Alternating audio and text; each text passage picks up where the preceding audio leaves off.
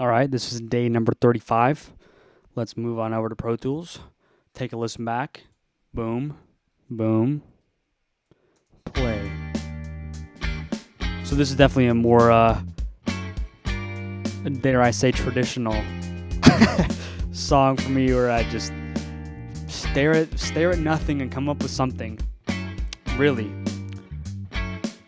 I can't honestly remember where I got this idea from. I was probably messing around with, you can see I have a synth down here. I'm probably going to venture to guess that I was messing around with this synth.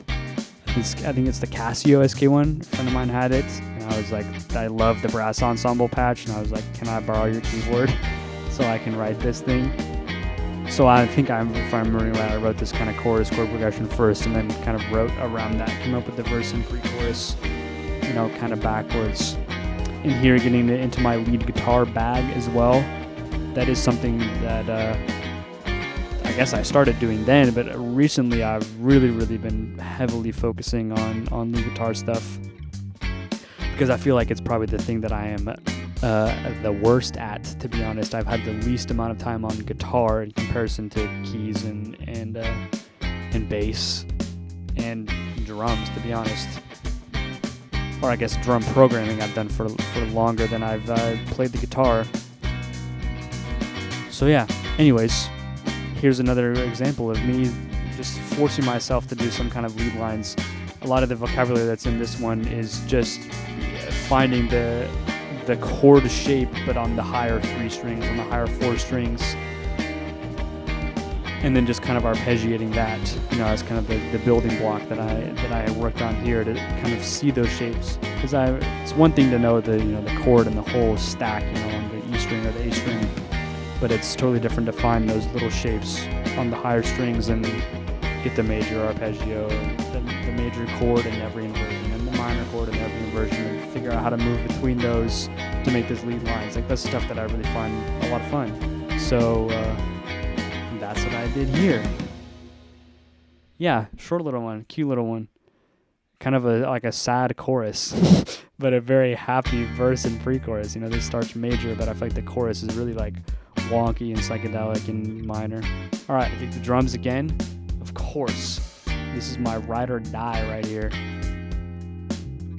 Modern R&B and soul, Tear It Out. There you go, the one right there. The Townhouse again. I'm not really doing too much compression here. I think I'm probably doing it in the drums itself. If I think yes. Let's see. Yeah, comp right there. Probably some on the overhead. Probably some on the rooms.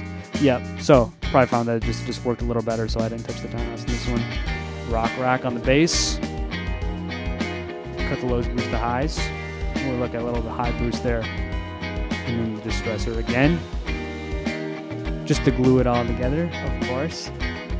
Rock rack on both guitars, and I am using a very different microphone and even a different amp entirely to get a little bit of a different sound, or I guess a lot of a different design in this case, between these two rhythm guitars, so they kind of stand out from each other more, and give the sense that I actually, because fake the sense that I had a real guitar amp and I put 2 different microphones on it, because in reality I just used a plugin. Not really EQing here, but I am EQing pretty, maybe not a lot, but I am doing something there. I think it's because I don't have a lot of other elements in this, so it kind of works without having to EQ the guitar like crazy, but usually I would, go pretty ham and cut some stuff out of here and make it sound better. Rock rec again on these other lead parts, and again, different microphone on the 2 of these. One's a condenser, one's a dynamic. So it has some difference. Yeah, also not EQing these guitars. Well, caught me red-handed. I don't know what to say. And then here, this synth, and I'm doing a lot of work on this synth because it's from like a pretty cheap keyboard. I mean, it sounds phenomenal, but manufactured cheaply. So had to do some editing sauce there to make it sound good. All right, that is back over to me. Thank you for watching. If you want to listen to any of these songs on their own, my SoundCloud is in the description. You can find all the songs that I've done so far. And if you're curious about the plugins that I use, the equipment that I use, the tools of the trade, that's also in the description. That's all. Thank you for watching. Goodbye.